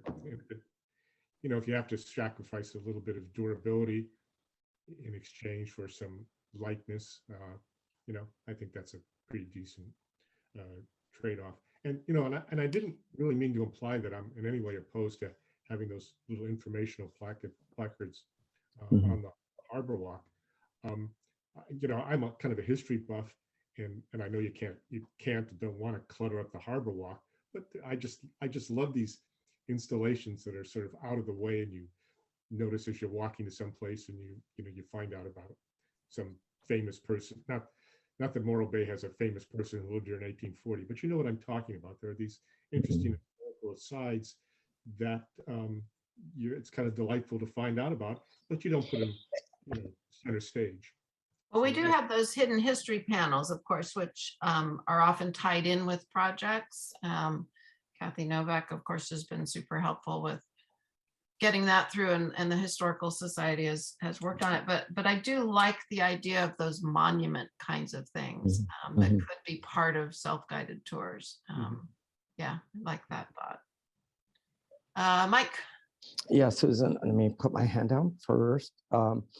I like Bill's recommendation, and I think Scott kind of agreed that if we could start with the umbrellas and kind of continue to work on this, because, every time I start working on this, I kind of separate things a little bit and say, okay, when am I working on the waterfront and when am I working on the street front and what's between? In other words, we're kind of dealing with, more than just the waterfront. When we start talking about benches, racks, garbage cans, we're leaving the waterfront. So what I'm saying, I think Bill was this whole thing started with the word waterfront. Bill was trying to identify the waterfront, by having these umbrellas, them being consistent, and people would see them, blah, blah, blah, right? So all of a sudden we've identified our waterfront, but now we're trying to do the info. We're trying to do the rest of the waterfront and the street front. Right, because in some areas it's only 20 feet, 20, 25 feet between the waterfront and the street front. But every time I've got to say this, every time I walk down Embarcadero, I see something I haven't seen in the past. I look for something I haven't seen. So what I'm saying is this will be an ongoing process, but I think a good start would be to get those umbrellas kind of worked out. But us continue to think about, circle the kind of benches we want, circle the kind of, garbage cans we want, but we can continue to do that. But I think a good start will be trying to work on the umbrellas, getting the graphics for that, and us coming back and giving Scott what we'd like to see as far as, or what our ideas are with the other stuff. Because I don't think we're going to figure that all out tonight. Oh, no, I think Scott's idea was to bring back a sort of a palette. But because you guys all had great ideas, and I just like to give it another look and actually go down there again and, see what I think would work best as well. So that gives me another shot at it too. I see you, your hand up there, but let me ask a quick question of Scott. Just as to what Mike was saying, I think of it as the whole Embarcadero, basically, and probably that. But the one side of the Embarcadero has one set of issues, and then across the street has a whole other set. And I think we do need that waterfront master plan, perhaps, to make these things apply to both sides of the street. So that's something, maybe just to keep in the back of our minds as we look at this, to make sure that whatever we do come up with can fit on both sides of the street, because I think that consistency would be good. And can I say something real quick, Susan? Sure. You're absolutely right. Whenever I walk down to the Embarcadero, I look at the right side and I see, towards the harbor. And then I look to the left side as I'm walking south, and it just doesn't look the same. It doesn't fit, it doesn't quite fit the way. There's a reason for that. Yeah, see, that's what, and I think you just said that, right? Didn't you just say that? So yes, you're right. You're absolutely right. And I have a tendency of wanting to look to the right towards the harbor and the rock, and not look to the left because I don't like what I'm seeing as much. And I'm going to be honest. So, I think you just started something there. I never really realize that. So if you cross the street, you're going to get something totally different sometimes. Where you have to cross the street. Sometimes you don't, sometimes you do. All right, Mr. Bill. I think everybody's comments have been great. Joe, Susan, Mike, I'm with you all. And I'd like to go back to what Scott proposed. I think we can be much more, not just efficient, but effective if he comes back with things and we can kind of, weigh in, I think the five of us will have a great perspective to say why this works, why that doesn't. And Scott, if you could include not only like new proposals, but the furniture that you guys think would be replicable. If there's stuff there already, let's, just consider it. Because I love the idea of a bigger menu that can kind of fit different spaces, different places. And, I think we could be most helpful with something in front of us, and so how hard is that to come back with stuff for us? I mean, I think it's just going through all those things. I mean, where you start with this is actually just what you said. I always start with these efforts by walking along the waterfront. I do that frequently, so it's not a big deal, and it's a nice place to walk. So, but it's finding out what we have and then looking at the things that I like and looking at the things that I don't like, or I think don't work. I mean, that's a great way to start, right? And then things that I don't like or don't think work, I don't propose things that look like that, right? And then if you see things that do kind of work, you kind of go along with those themes, and that sort of helps you start the process. I've already sort of done this a little bit in the past, so that's kind of what I envision sort of starting it off with. And I think when we're able to bring something back to you, I think like Commissioner Rodriguez was saying, you walk around, you can take the list of things and you can walk down the waterfront and say, does it look like it should be here or not? I mean, that's how you put the X through the one that you don't like and circle the one that you do. That's probably the best way to do it. And so that's sort of how I envision seeing it happen.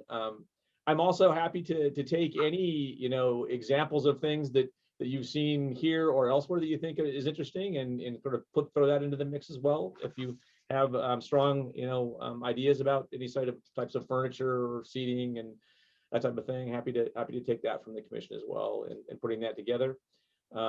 Probably looking to come back with this. We're not going to be having our next meeting because we don't have items for it right now.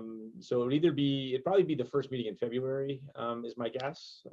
Putting this together. It'll take me a little bit of work to make some contact on getting a graphic or logo thing. So I want to, we have to kind of pass the holidays to make that happen probably. So, Scott, do you think we could issue the memo just so we get something out there before the next project comes, and also in response to the Dutchman, so that it's just kind of clear what we've learned, even if we don't have everything else ready? I mean, we certainly could, if it was going to be longer than that. I think that time frame works from a project standpoint. We don't have ones that are pending. We are going to get Libertine coming in right now. They're going to come in for a conceptual review, kind of like the Harbor Street Hotel did. So you'll get to see that. That's a waterfront and a big change there. But it'll really be more of a, back and forth, tell them what you like, what you don't like type of thing. And we've been working with him for a while, trying to get his plan squared away. But other than that, we don't have anything that's really pending out there that's on the waterfront. So, and we have your input to this point, so would be able to provide and would provide that, sort of, moving forward to anybody that came forward. So I don't know that it needs to be, like come back first meeting, second meeting in January and adopt just the written language of it. Okay, thanks. But I think I will bring it back when we do with the items to pick. I'll bring it back to that one, and we'll approve the language then. And that's when right after that meeting is when we'll post it, right? Even if we're still working on the menu. Sounds good, Joe. Just as an aside, I have a suspicion we're going to have to get really specific about the maximum size of these umbrellas, and I, for one, with respect to the water side of the Embarcadero, I think the umbrella should go in tables, and the tables have to be anchored. Otherwise, I just see a whole lot of problems with big umbrellas and tables creeping into places where they shouldn't be. So just a thought. Okay. Asia, anything else from you? Nothing else. Okay. Just wanted to give you the opportunity. Thank you. All right, I think we've got the marching orders here. Do we need to open this for public comment? Yeah, you should open it for public comment. Let's see. Have we got anybody waiting to talk with us? Yes, we have Erica Crawford. Well, we always love to hear from Erica. All right, Erica, you have been unmuted. Hi, everyone. Hello, Planning Commission. I'm sorry, I don't have prepared comments, but it's been a really great discussion to be involved in tonight and to be able to listen to. I just wanted to offer, I've not really heard the commission discuss any of the private public sector investment in some of these. I guess they're called requirements. You know, if an umbrella is required to have a certain kind of a logo, how much is that burdened on the public sector or the private sector to get that accomplished? And we did talk a little bit about the banners earlier, and that was actually a private sector investment that the holiday banners are up citywide. We were able to raise $8,000 from our private sector members to get that accomplished. So I would be interested in hearing the commission's comments on some of those things. I just hadn't heard that yet. So, but great discussion so far. I'm enjoying the meeting. Thank you. Thanks, Erica. Thanks for pitching in. I think I do agree. And that's kind of where I was headed with that issue of, you know, creating these wider spaces, say for the Harbor Walk, whether we do put too much burden on the private sector who is making substantial investment in their properties. But that might be an interesting discussion. You know, I think, say, in the sake of Dutchman, he was offering to make improvements in public areas that he didn't necessarily have to. One would hope, again, that the idea of imprinting a logo on an umbrella, you know, whatever we come up with, whether it's a Harbor Walk design or something, wouldn't be too expensive. Or whether that would be something the city would do. Don't know if you have thoughts on that, Scott. I think it's both. I absolutely appreciate where Erica was coming from. I think we're viewing all of this as these are not things we're requiring of folks that come forward, but the applicants that come forward to redevelop the lease sites on the waterfront bring these things forward already. They're always coming forward with seating options that are in, some of them are for their business and for, say, a restaurant or whatever, but some of it's public, right? You know, and then we have to like condition the, you know, heck out of it to make sure it stays public. You know, you can't have setups on the table, no ketchup, mustard on there, those types of things. We're really just getting away from that, saying, hey, and that sort of blurs the line. You know, we have an issue, we're always constantly chasing that. You know, I think that's where this sort of stems from, is what is private space and what is public space, or what is, you know, that type of thing. I think this is looking at that. And if, you know, a developer on the waterfront is looking to redevelop their site and they're picking tables and chairs out there, why not have a menu of things that are tables and chairs that we think will represent public space? As opposed to tables and chairs that look just like the tables and chairs that are on their lease site that are for diners. Maybe we don't want that, so we don't blur that public space. I think we're really just giving them options of things we want to see in the public space, so it stays looking public. And the longer we go, the more of these things we get as these sites redevelop. And so it looks more that way, because I've heard every single one of you comment on that maybe some of our public spaces don't look so public. And it's a problem that we have.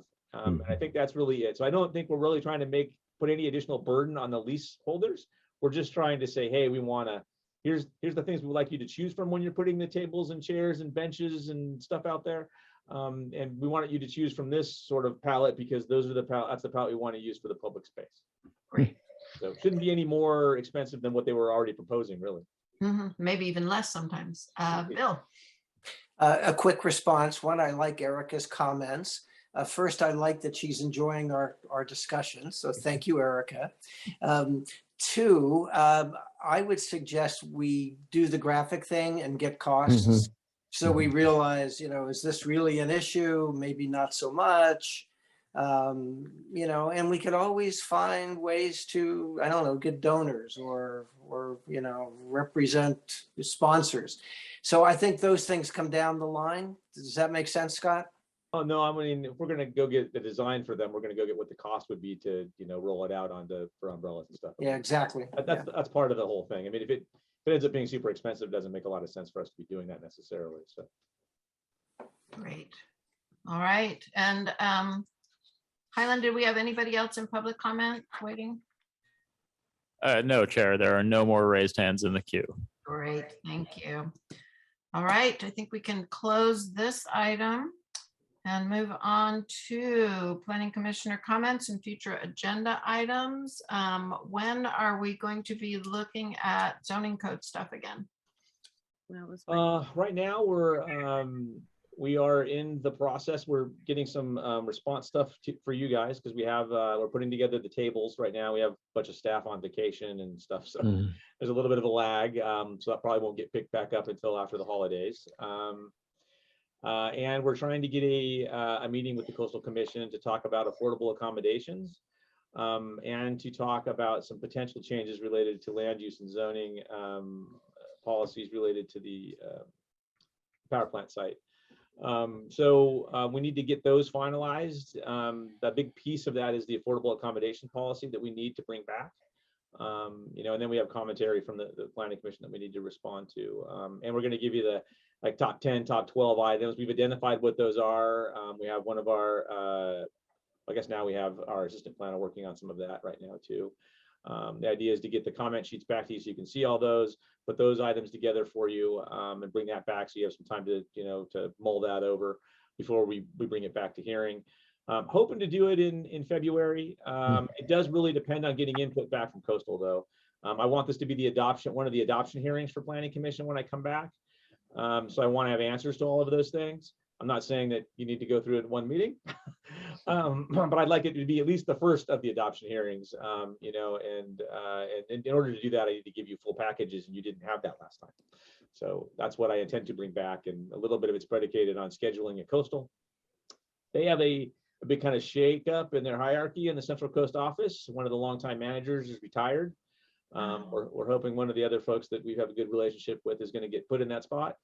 But they are, you know, going through that sort of readjustment period now. And so getting them, you know, on the phone and setting meetings and stuff is not always quick. Great. Okay. Well, thanks for that. Bill. I do have one thing. I mentioned earlier when we were looking at the ADUs about the affordable housing study for ADUs. Susan, I had mentioned this to you before. And this was a study that I was involved in as a reviewer. It was done by Inclusive Action is the name of the group, but it was a study looking about how to make ADUs really affordable, to find incentives to do it. I'd like to suggest that I'm going to reach out to that group and ask them to do a presentation for us. Scott, you said we might have time on the second meeting in January. Yeah. It's an information only presentation, but I think I'd love to hear it and see if we can get some momentum from the commission towards that. And then we can see if if the county will help us with some of that or what the city can do. But I think it's a really valuable and very current look at what ADUs are. So, So could you clarify, Bill, when you talk about keeping them affordable, you mean affordable to rent or live in versus affordable to build, or both? The affordability that's there because they're small and they can be done efficiently is there. This is above that. This is finding incentives that would make a landowner commit to renting this to long-term rentals. Yeah. To affordable. Yeah. So we're it definitely would seeing a percentage of income affordability. Yeah. And I think so it's good. Yeah. Well, I think, you know, you heard Nancy Hubbard say that part of our housing element implementation that we're working with RRM on is to come up with incentives. So this timing is actually good, Commissioner Roshan. I think, you know, pulling them into that, you know, presentation as well might be a good idea to have them, you know, kind of pay attention to what we're doing. So, yeah, I mean, I think everybody can use all the help they can get when it comes to these types of things. And I know that was going to be when we met with RRM on it, that was going to be the big thing. Like, how do we incentivize the affordability? How do we do that? And a lot of ideas thrown out there, but you know, that was the tough get. Was like, what are we going to come up with for that? So I can tell you, after working a year and a half on it, it's a complicated issue. But you know, let's look at some options and see what we think. Yeah, that would be great. Yeah, and Bill, and that's exactly what I was trying to get at with our first presentation, the fact that I'm thinking about both sides of it, affordability to build for the homeowner who wants to do it, as well as affordability to rent out as an affordable unit. So I'm trying to take care of two things at once, because like Scott said, this is a perfect time to do it. And Mike, you're right. If it costs too much to build it, then they're That's going to right. have to ask a whole lot more to rent it out. That's right. Yeah, That's yeah. right. So, yeah. So I just didn't hear enough of that, on the first presentation. That's why it kind of prompted it a little, the presenters to kind of deal with the affordability aspects on both sides for the person who wants to do it, who wants it for themselves, as well as somebody who might want to build these for affordability purposes. I mean, the presentation we saw tonight had none of that. It was just looking at basically floor plans. Yeah. Yes. I think it was an overview. I think they were thinking about it though. Yeah, sure.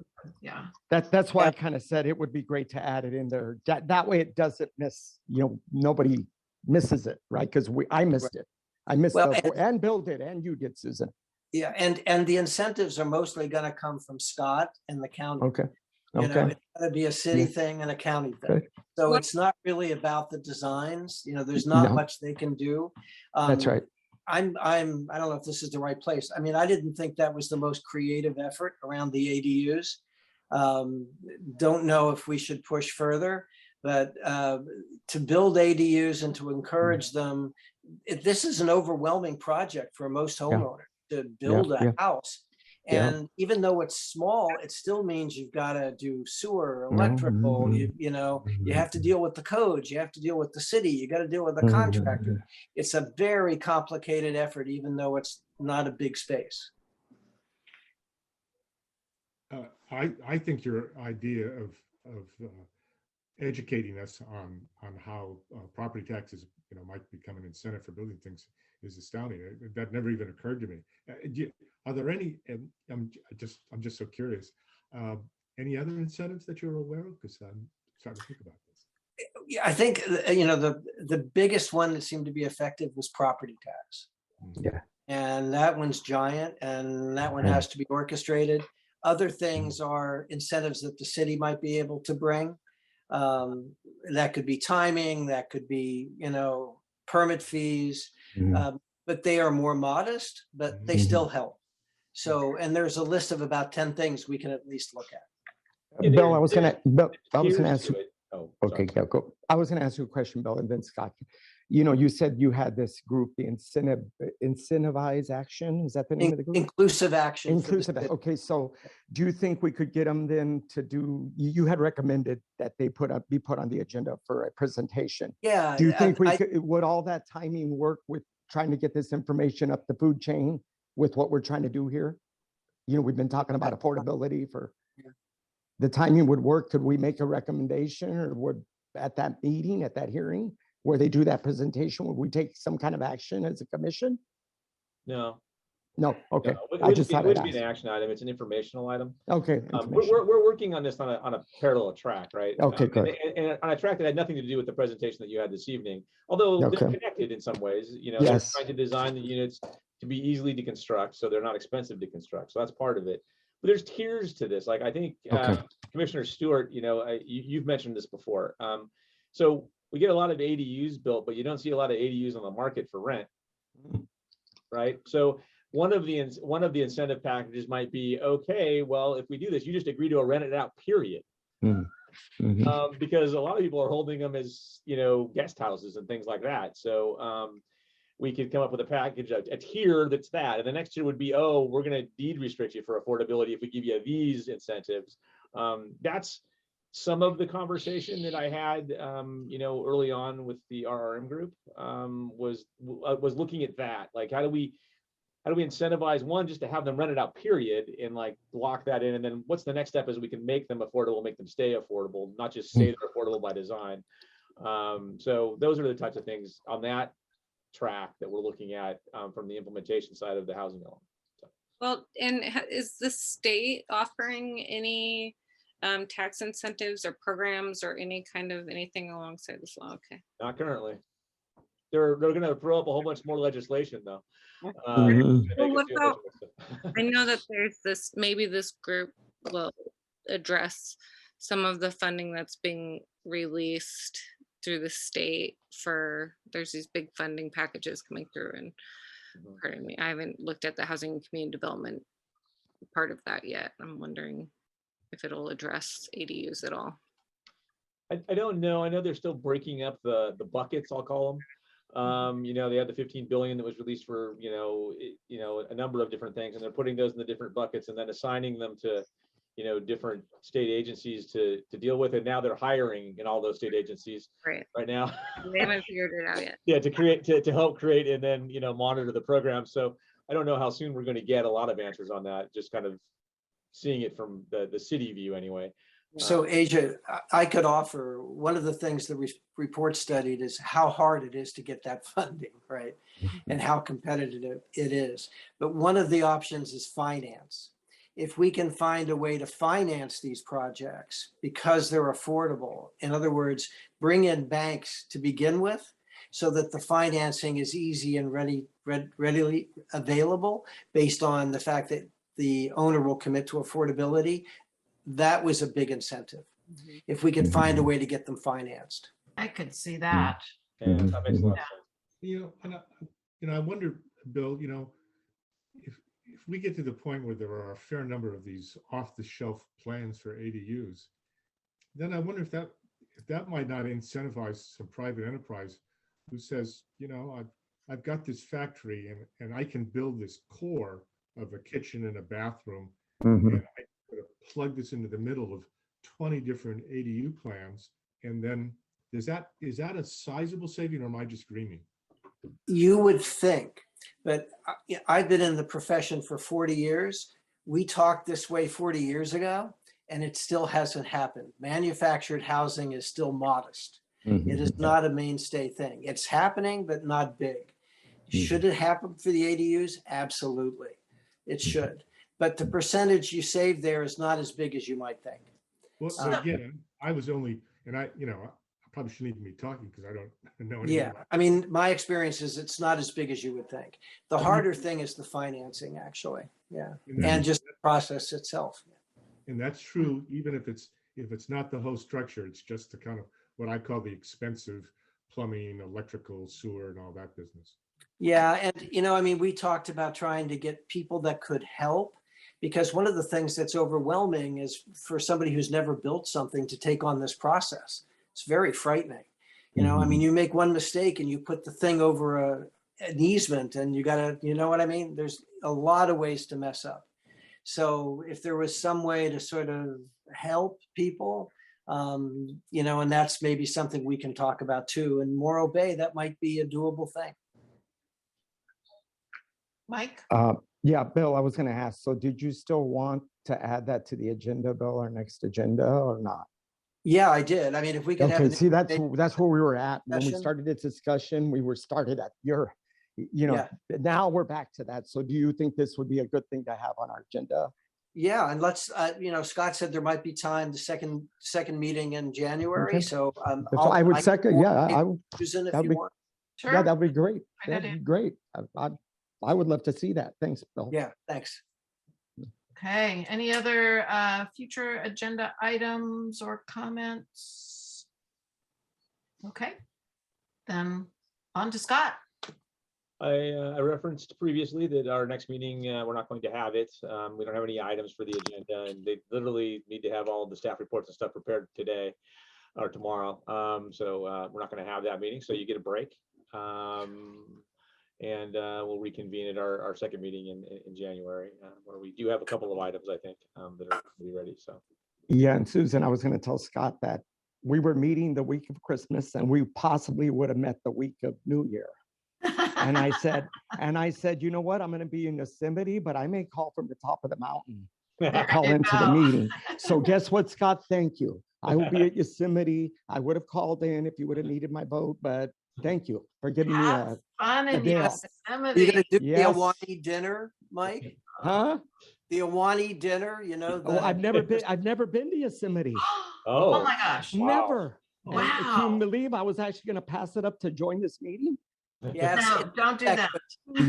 No. Scott let me off the hook. So I did do it for Christmas, but that's where I'll be in that first week of January. I'll be at the Yosemite for the first time in my life. Great. Great. Okay. Have fun. So- Take pictures. Lots of Will pictures. do, will do. All right, then I think we are ready to adjourn. Our next meeting will be January 18th, it sounds like, and Cool. I'm just assuming we're going to be still Zooming. So I'll pause right there and say we are looking at, opportunities to go back live in person at the Vets Hall, but probably not for a couple of months. Yeah, I think we're going to be kind of see how seeing a Omicron's going to, affect after the Christmas holiday and that type of thing. But we are looking at that, as is all of the other cities in the county that aren't currently having live meetings. So we are looking at that. Great. Okay. Until then, stay healthy, stay safe, and have a good Christmas. And a Well, happy- Merry Christmas and Could Happy New Year. Before we go, Susan, real quick Yes. word. I had a really good gift for all of you guys, but because Oh, we're gosh. not meeting, I'm going to save it till next year. Okay. But let me say how much I've enjoyed this year on the commission. It's Great. really great. And I'm so happy that Mike is joining us, and Asia, welcome. It's a really good group, and I'm really enjoying what we're doing and feel very good about it. So thank you all. Happy holidays. Yeah. Thanks, Be Bill. safe. Be Happy safe. holidays. Happy holidays, everybody. Bye. Bye.